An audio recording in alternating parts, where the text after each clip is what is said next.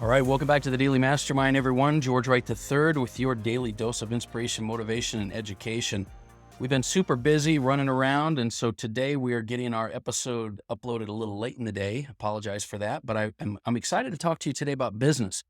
I've been down in Scottsdale, Arizona for quite a while. I'm actually back in Utah today. We're traveling a lot, but I want to make sure that you understand that the whole reason I put the Daily Mastermind together is to give you that daily sense of balance between mind, body, money, and business. We're trying to create the life that we want to create, the lifestyle that you deserve, the one that you were meant to live.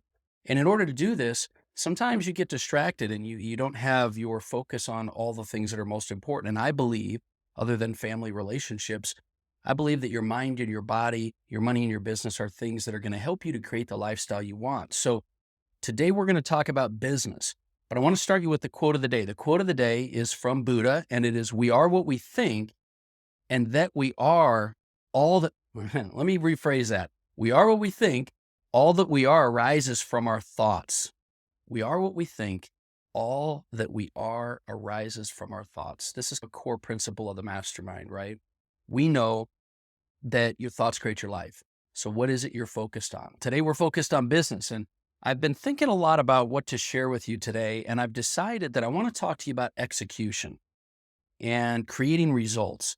And the best way to do that, I feel, is to take some key learning lessons from the book, Execution, by Larry Bossidy and Ram Charan. I really think that this is one of my go-tos in business, and it's one that can help you as well. And this book, Execution, The Discipline of Getting Things Done, it builds a really powerful framework for you to not only build a strategy for your business and maybe even your life, but also make sure that you're covering the bases that you need to have a powerful foundation.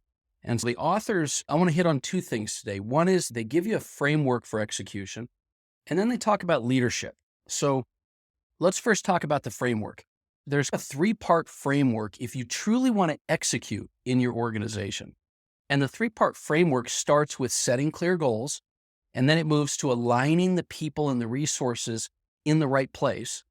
And then it's holding people accountable for results. And that last part, I think a lot of people fail to do. But you've got to, if you want to get more details on this, you can go through the book. But I just want to hit these three topics real quick with you, because the most important thing when it comes to setting goals is this acronym I've shared before called SMART, S-M-A-R-T.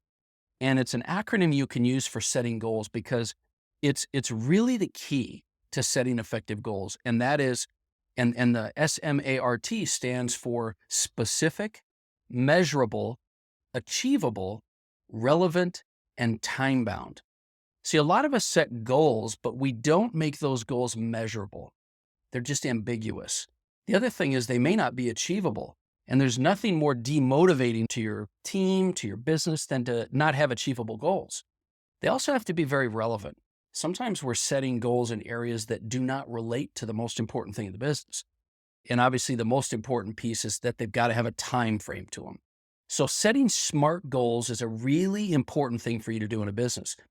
But the second part of the foundation of execution is aligning people and resources. See, the authors talk about the fact that alignment starts with understanding what each person's strengths and weaknesses are.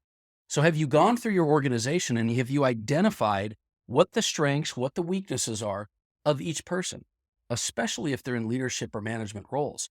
Once you're clear on that, then the goal is to assign the tasks and roles accordingly. A lot of times people, especially high achievers and go-getters, they take on roles and responsibilities that don't align with their talent. And it's important for you as a leader, if you want to execute, to have the right people in the right seats on the bus, so to speak.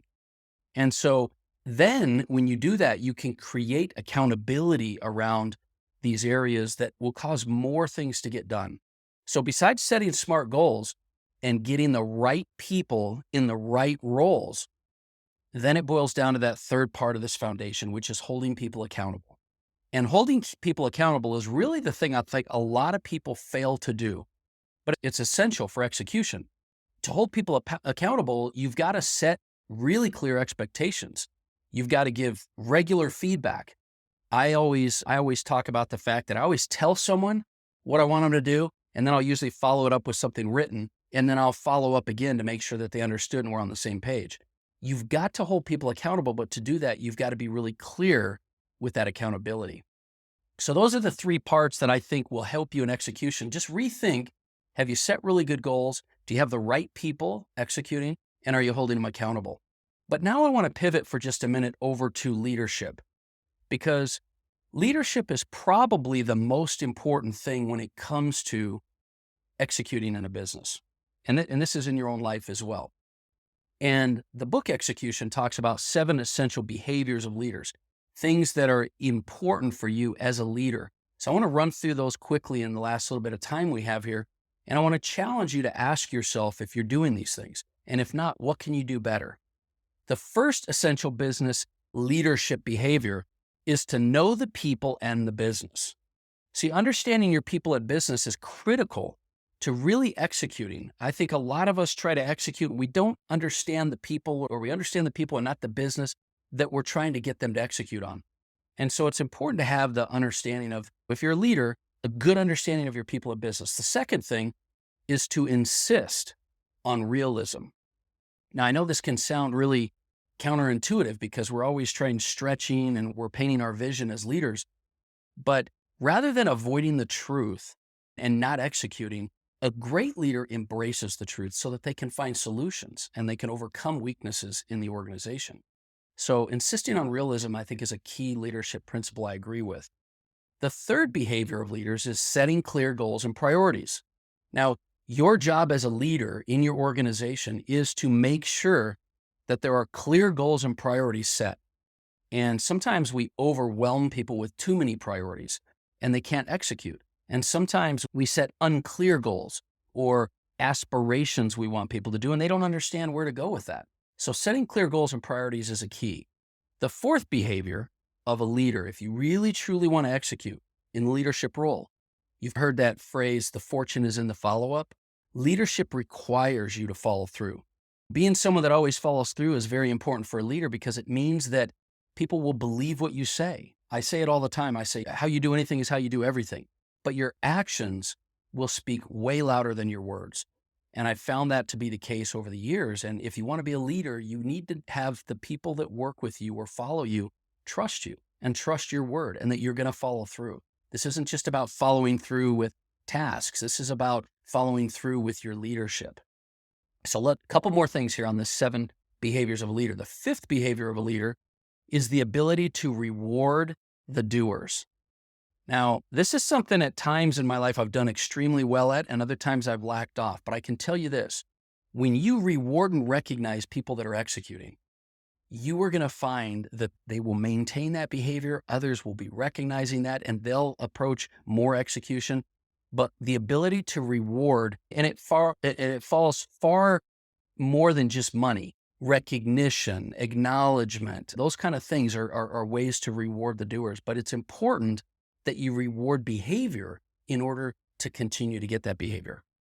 The sixth leadership behavior is expanding the capabilities of the organization and its people.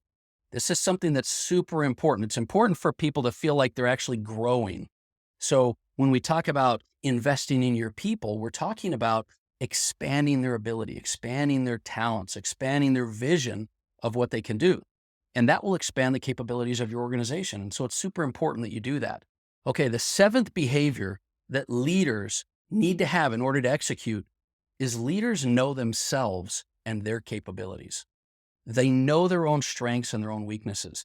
Accepting and acknowledging your weakness and working to improve those or to double down on your strengths, this is something that will help you to be a better leader, and it will help you as well as your organization to execute more.